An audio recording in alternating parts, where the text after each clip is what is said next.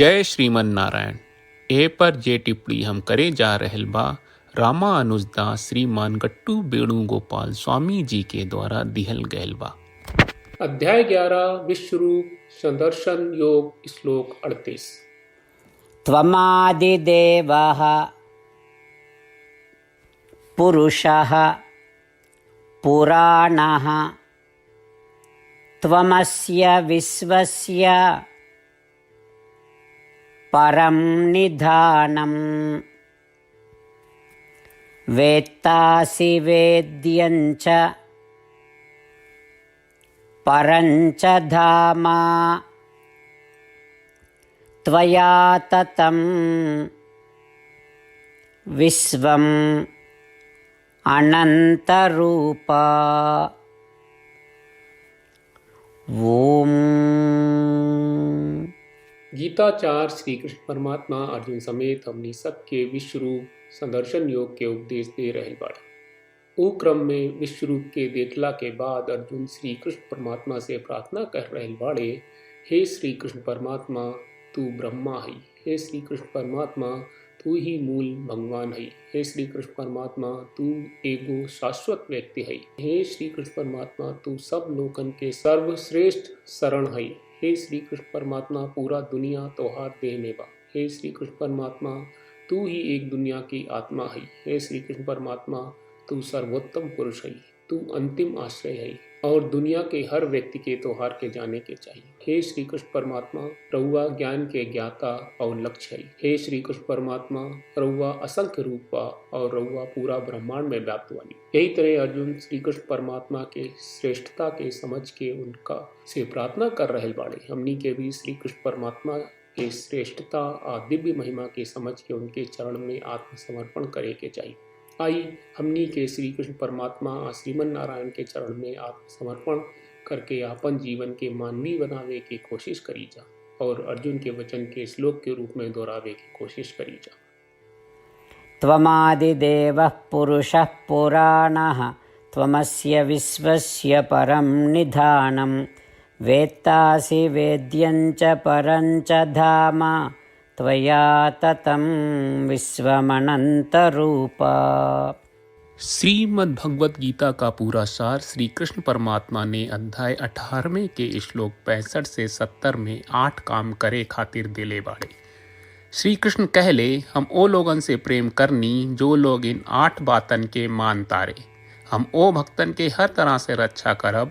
श्री कृष्ण परमात्मा के द्वारा बोलल गईल संपूर्ण भगवत गीता सुनला के बाद अर्जुन कहले, करिष्ये वचनम त्वा, जेके मतलब बा कृष्ण मैं उही करब जौन आप कही। यही कारण बा श्री कृष्ण अर्जुन के हर तरह के सफलता आ विजय प्रदान करेले। आई परमात्मा के आपन व्रत देई कि हमनी के ये 8 गौ कर्म के पालन करी जा। ई वचन परमात्मा के देवे से बड़न कौनो पूजा तपस्या यज्ञ नहीं। हम 8 प्रण कहब जौन हमनी के करे के चाहिए। आप सब कृपया इन्हन के आपन दिमाग और दिल में सोची। श्री कृष्ण के आपन वचन देवे के ई तरीका में हमनी सबकी कल्पना करे के चाहिए कि श्री कृष्ण का चेहरा खुशी से चमकत बा और खुशी के एहसास करत बा। जय श्रीमन नारायण। यहाँ हमनी के 8 वादा बा। हमनी के पहला वादा, हे श्रीमन नारायण आपका निर्देश के मुताबिक हम हमेशा तोहार ध्यान करब और तोहार बारे में सोचब। हमनी के दूसर वादा, हे श्रीमन नारायण आपका सलाह का अनुसार हम हमेशा आपका भक्त रहब। हमनी के तीसर वादा, हे श्रीमन नारायण हम आपन सब काम तोहरा सेवा के रूप में और तोहरा संतुष्टि खातिर करब। हमनी के चौथा वादा, हे श्रीमन नारायण जैस की आप माने के कहले रहलू, हमरा बहुत विश्वास बा कि हम आपके होई और हम हमेशा आपन दोनों हाथ जोड़ के आपके नमस्कार करब और आपकी पूजा करब। हमनी के पांचवा वादा, हे श्रीमन नारायण हमरा के तोरा बात माम एकम शरणम ब्रज 1866 याद कहले, जहां आप हमरा के आपन का अर्पित करे का कहा। श्रीमन नारायण मैं हमेशा तोहरे शरण में रहब।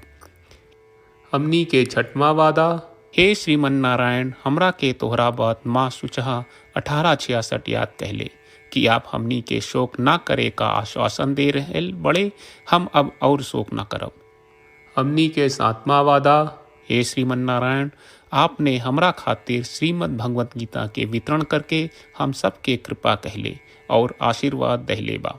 हम वादा करत बानी कि रोजाना कम से कम एक श्लोक पढ़ब या सुनब। हमनी के 8वां वादा। हे श्रीमन नारायण, आप गीता के पूरा मानवता तक ले गयलू। हम गीता में आपके दिव्य वचन के उन भक्तन तक पहुँचावे के प्रयास करब जे गीता से अपरिचित बा। हे श्रीमन नारायण, हम उई करब जौन तू करे का कहब। हम ऐसन व्यवहार करब जैसन आप चाहत बानी और हम खाली आपका खातिर काम करब। श्रीमन नारायण के रोज आपन वचन देहल कि हम ओइस करब जैस आप कहत बानी, ई अपने आप में बड़न पूजा बा।